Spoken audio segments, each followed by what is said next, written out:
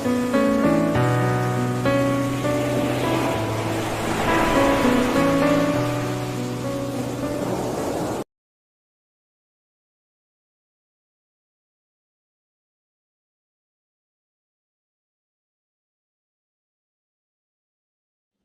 அனைவருக்கும் மாலை வணக்கம்.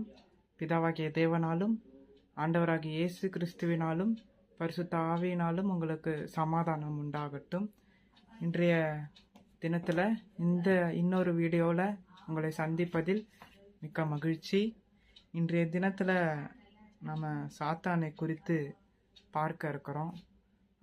போன 2 வீடியோக்களை பற்றி தேவனை பற்றி ஏசப்பாவை பற்றி அதிகம் பேசினேன். ஆனால் சாத்தானை குறித்து பைபிள் என்ன சொல்லுது அப்படி என்று நம்ம பார்க்க போகிறோம். என்னோட சேர்ந்து எடுத்துக்கொள்ளுங்க. பழைய ஏற்பாடு எசேக்கியேல் 28வது அதிகாரம். இதில் பார்க்கும் பொழுது சாத்தானை குறித்து, அவனுடைய படைப்பு, அவன் எப்படி வந்தான் அப்படின்றத குறித்து சொல்லப்பட்டிருக்கு. நான் வாசிக்கிறேன். எசேக்கியேல் 28வது அதிகாரம், பழைய ஏற்பாடு 995வது பக்கம். கர்த்தருடைய வார்த்தை எனக்கு உண்டாகி அவர் 2வது வசனம், மனுபுத்திரனே, நீ தீருவின் அதிபதியை நோக்கி கர்த்தராகிய ஆண்டவர் உரைக்கிறது என்னவென்றால், உன் இருதயம் மேட்டிமை கொண்டு நான் தேவன், நான் சமுத்திரத்தின் நடுவிலே தேவ சானத்திலே வீற்றிருக்கிறேன் என்று நீ சொல்லி உன் இருதயத்தை தேவனின் இருதயத்தை போல் ஆக்கினாலும் நீ மனுஷனே அல்லாமல் தேவன் அல்ல. இது யாரை குறித்து சொல்லுகிறது என்றால், இந்த பழைய ஏற்பாடு தீரு ராஜா ஒருத்தர் பழைய ஏற்பாட்டில் தீரு அப்படின்னு சொல்லி ஒரு ராஜா இருந்தார். அந்த தீரு ராஜாவை பற்றி இந்த வசனம் சொல்லுது. இன்னும் மேலே மேலே நான் படித்தா உங்களுக்கு நன்றாக புரியும். நான் மேலும் வாசிக்கிறேன். 3வது வசனம், இதோ தானியேலை பார்க்கிலும் நீ ஞானவான், ரகசியமானதொன்றும் உனக்கு மறைப்பொருள் அல்ல. 4வது வசனம், நீ உன் ஞானத்தினாலும் உன் புத்தியினாலும் பொருள் சம்பாதித்து பொன்னையும் வெள்ளியையும் உன் பொக்கிஷங்கள் சாலையையும் சேர்த்து கொண்டாய். அப்போ இந்த தீரு ராஜாவுக்கு ஞானம் இருந்தது, அறிவு, புத்தி, அதாவது கனவு கண்டு அந்த கனவுக்கான அர்த்தத்தை சொல்ற அளவுக்கு கூட இந்த ராஜாவுக்கு அவ்வளோ பெரிய ஞானம், அறிவு, அழகு எல்லாம் இருந்தது. ஆனால் நீங்கள் இன்னும் கீழே பார்த்தீங்கன்னா, நான் ஒரு வசனமாக படிக்கிறேன். ஆனால் என்ன சொல்ல வருது, இந்த வசனம் யாரை குறித்து சொல்ல வருதுன்னு உங்களுக்கு புரியும். 5வது வசனம், நீ உன் வியாபாரத்தினாலும் உன் ஞானத்தினாலும் உன் பொருளை பெருக பண்ணினாய், உன் இருதயம் உன் செல்வத்தினால் மேட்டிமை ஆயிற்று. 6வது வசனம், ஆகையால் கர்த்தராகிய ஆண்டவர் சொல்லுகிறது என்னவென்றால், நீ உன் இருதயத்தை தேவனின் இருதயத்தை போல ஆக்கினபடியினாலும். 7வது வசனம், இதோ ஜாதிகளின் மகா பலவான்களாகிய மறு தேசத்தாரை உனக்கு விரோதமாய் வரப்பண்ணுவேன். அவர்கள் உன் ஞானத்தின் அழகுக்கு விரோதமாய் தங்கள் பட்டயங்களை உருவி உன் மினுக்கை குலைத்து போடுவார்கள். அதாவது இவ ரொம்ப அழகு. அந்த அழகின் நிமித்தமா எதிராளி, இந்த வசனம் சொல்லுது எதிராளி, அதாவது அந்த ராஜாவுக்கு விரோதமா ஒரு எதிராளி அந்த எதிராளி என்ன பண்ணுவாரா, மறு தேசத்தார்னா இன்னொரு தேசம் ராஜா தேசத்து ராஜா இந்த ராஜாவோட சண்டை போடுவாரு. அவர் என்ன பண்ணுவாங்க, இவரோட அழகை கெடுத்து போடணும்ட்டு கத்திய உருவி இவருடைய இதுவை கொலைக்கணும் அப்படின்ட்டு இந்த வசனம் சொல்லுது. 7வது வசனம். 8வது வசனம் நான் வாசிக்கிறேன். உன்னை குழியிலே விழத்தள்ளுவார்கள், நீ சமுத்திரங்களின் நடுவே கொலையுண்டு சாகிறவர்களைப் போல சாவாய். 9வது வசனம், உன்னை கொல்லுகிறவனுக்கு முன்பாக நான் தேவன் என்று நீ சொல்வாயோ, உன்னை குத்தி போடுகிறவன் கைக்கு நீ மனுஷனே அல்லாமல் தேவன் அல்லவே. இங்க நீங்க கவனிச்சு பாத்தீங்கன்னா, நீ மனுஷன், நீ தேவன் சொல்லுவியா, நீ மனுஷன் தானே, நீ உன்னை எப்படி கடவுள்னு சொல்லுவ, நீ மனுஷன் தானே அப்படின்னு நம்ம வாசிக்க இந்த இடத்துல நீ மனுஷன்தான் ஆன்சர் வருது. ஆனா இது ஒரு கட்டத்துல பார்க்கும் போது அந்த ராஜாவை குறித்து சொல்லப்படல, சாத்தானை குறித்து தான் சொல்லப்படுது. சாத்தான். இன்னும் நான் கீழே வாசிக்கிறேன். 10வது வசனம், மறு தேசத்தாரின் கையினால் நீ விருத்த சேதனம் இல்லாதவர்கள் சாவது போல சாவாய். நான் இதை சொல்வேன் என்று கர்த்தராகிய ஆண்டவர் உரைக்கிறார் என்று சொல் என்றார். இது யார் சொல்றா? எசேக்கியேல் தீர்க்கதரிசி. அதாவது ஒரு முனிவர் இருந்தார், தீர்க்கதரிசி, வரக்கூடிய காலகட்டத்தை சொல்றவர். அவர் மூலியமா இயேசு கிறிஸ்து பேசுறாரு. பிதாவாகிய தேவன் என்ன பேசுறாரு? இப்படி அந்த ராஜாவுக்கு விரோதமா நீ வந்து பேசு, நீ ஞானத்துல, வியாபாரத்துல, பொருள்ல, பணம், சொத்து சொகத்துல நிறைய விருத்தியா இருக்கிற, நல்லா செழிப்பா இருக்கிற, உன் ஞானத்துக்கு விரோதமா ஒருத்தரும் எழும்ப முடியல அப்படின்னு சொல்லிட்டு அதற்கு மேற்பட்டு ஒரு 6வது வசனத்துக்கு மேல நீங்க பார்க்கும் பொழுது அந்த ராஜாவை பத்தி சொல்ல வரல. நீ மனுஷனே இல்லாம தேவன் இல்ல, நீ கடவுள் இல்ல, உன்னை நீயே கடவுள்னு சொல்வியா அப்படின்னு சொல்லிட்டு அந்த கீழே வசனங்கள் வருது. அப்போ இது ராஜாவை பத்தி சொல்ல வரல, சாத்தானை குறித்து சொல்ல வருது. அப்போ சாத்தான் மிகுந்த அழகுள்ளவன். இன்னைக்கு ஒனிடா டிவியில போட்டு காட்டுறாங்கல்ல, மற்ற ஆட்ல போட்டு காட்டுற மாதிரி 2 கொம்பு வச்சுக்கிட்டு சாத்தான் வருகிறவன் அல்ல. சாத்தான் வந்து மிகுந்த கொடூரமானவனும் அல்ல. வேதத்தின்படி பார்க்கும் பொழுது அவன் கருப்பா பல்ல இழிச்சுக்கிட்டு வரவனும் இல்லை. அப்போ அதற்கு கீழ்ப்பட்ட வசனம் என்ன சொல்லுது? 13வது வசனம், நீ தேவனுடைய தோட்டமாகிய ஏதேனில் இருந்தவன். நான் சொன்ன பார்த்தீங்களா போன 2 வீடியோ, ஆதாம் ஏவாள், ஏதேன் தோட்டம். அந்த தோட்டத்துல நன்மை தீமை பழத்தை சாப்பிட சொல்லாதீங்க அப்படின்னு சொன்னாரு. ஆனா ஒரு பாம்பு வந்து, அந்த பாம்பு வேற யாரும் இல்ல, சாத்தான் தான். இந்த சாத்தான் வந்து ஏதேன்ல இருந்திருக்கிறான். அதாவது ஆதாம் ஏவாள் உருவாக்கப்பட்ட பொழுது இருந்தவன். இவனுக்கு என்னென்ன உலகத்துல, அதாவது விலை உயர்ந்த ஒரு கற்களால் உண்டாக்கப்பட்டான். இன்னைக்கு நம்ம வைரத்தை பார்க்க முடியல, ஆனா பார்த்துருக்குறோம். டிவியில, மற்ற கேமராவில், இல்லை நியூஸ்ல ஏதோ வைரத்தை பார்த்துருப்போம். ஆனால் நேரில் பார்த்துருப்போம், ஆனால் இல்லை. ஆனால் வைரத்தை காட்டிலும் அதிக விலை உயர்ந்த அலங்காரத்தால் அந்த பிசாசை உண்டாக்குனார் கடவுள். நான் வாசிக்கிறேன்.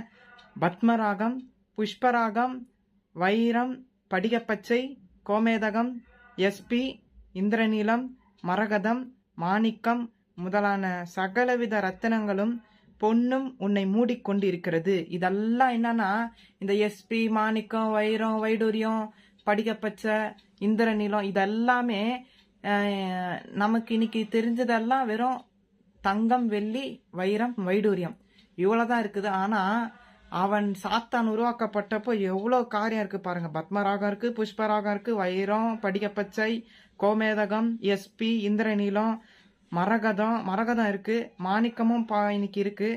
ஆனா இது இவ்வளோ பொண்ணு வெள்ளியெல்லாம் அவன் உருவாக்கப்பட்டான். நம்ம மண்ணினால உருவாக்கப்பட்ட மனிதர்கள்.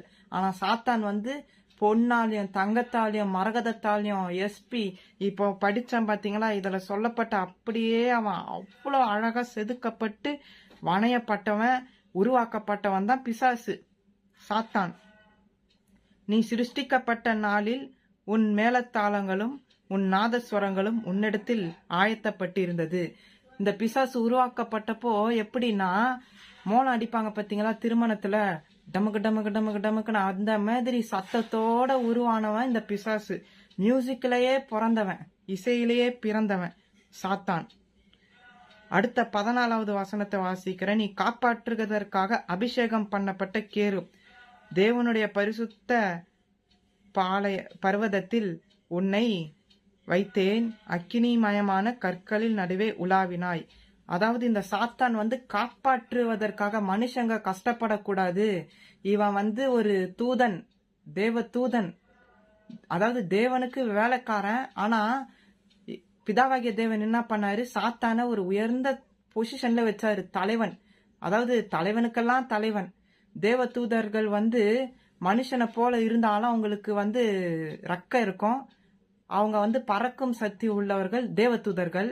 அந்த தூதனுக்கெல்லாம் அதிபதி எட்டு யாருன்னா சாத்தான், அதாவது லூசிஃபர், பைபிள்ல சொல்றபடி.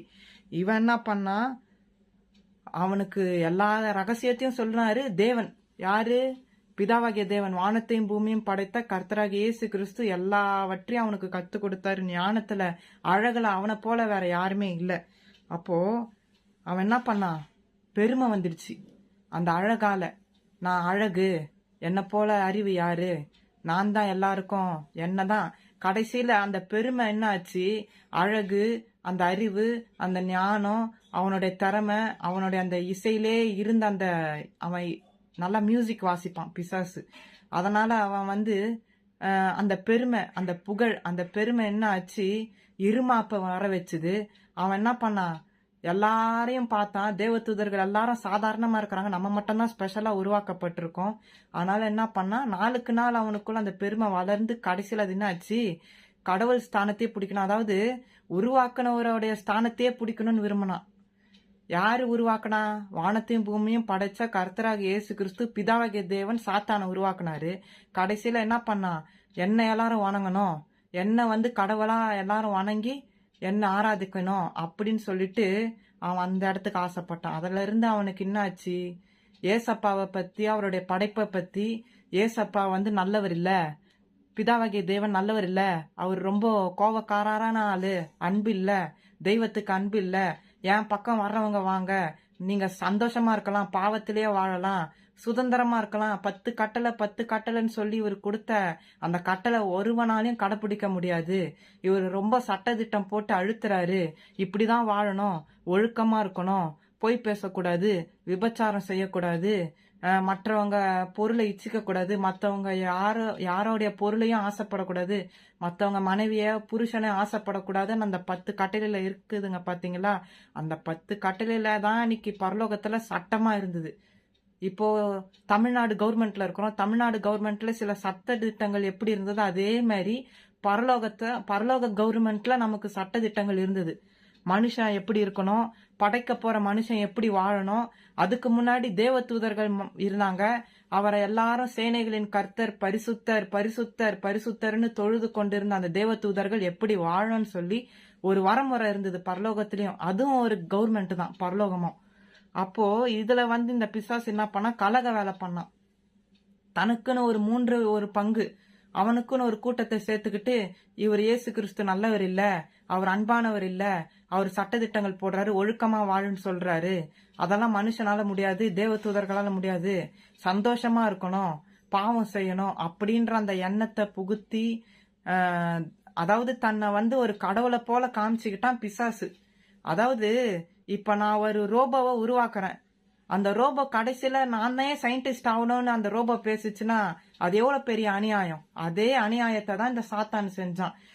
படைத்தவரை வணங்குவதை விட்டுட்டு உருவாக்குனவரை வந்து, ஐயோ சாமி என்னை கையால உருவாக்குனீங்களே தெய்வமே, உமக்கு நன்றி உழவனா இருப்பேன்னு சொல்லி காலில் விழுந்து வணங்க வேண்டியவரை வணங்காம அவன் என்ன பண்ணிக்கிட்டான்? நான் தான் அந்த இடத்துக்கு வரணும், நான் தான் கடவுள், என்னை போல வேற யாரும் இல்லைன்ற அந்த பெருமை அவனுக்குள்ள எப்போ வந்ததோ சாத்தானுக்குள்ள, அவன் கெட்டவனா மாறுறான். ஆண்டவர் பார்த்தாரு, இவன் அநியாயம் பண்றான், நமக்கு விரோதமா எழும்புறான். எப்பவுமே ஸ்டூடெண்ட் வந்து டீச்சர் இடத்த நிரப்ப முடியாது. ஸ்டூடெண்ட் தான், டீச்சர் தான். அதே மாதிரி கடவுளுடைய இடத்த யாரையும் நிரப்ப முடியாது. எந்த கொம்பனாலையும் முடியாது, எந்த மனுஷனாலையும் நான் கடவுள் என்று தைரியமா பேச முடியாது. ஏன்னா அது பாவம். தன்னைத்தான் தேவன் என்று சொல்லி ஏமாற்றுகிறவன் நயவஞ்சகன், ஏமாத்துக்காரன். வேதம் சொல்லுது, அவன் தன்னைத்தானே தேவன் சொல்லிக்கிட்டான்.